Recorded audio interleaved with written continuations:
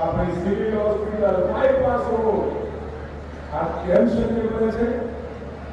ભારતીય જનતા પાર્ટીની પ્રમાણિક સરકાર. તમે ચૂંટણી અને સરકારમાં બેસાડી છે. આદરણીય ભૂપેન્દ્રભાઈના નેતૃત્વમાં સરકારનો એક રૂપિયો, આપ સૌના પરસેવાની કમાણીનો એક રૂપિયો લોકો સુધી પહોંચે એની સજાવવાનું કામ આપણી સિવિલ હોસ્પિટલ બાયપાસ રોડ આ કેમ શક્ય બને છે? ભારતીય જનતા પાર્ટીની પ્રમાણિક સરકાર. તમે ચૂંટણી અને સરકારમાં બેસાડી છે.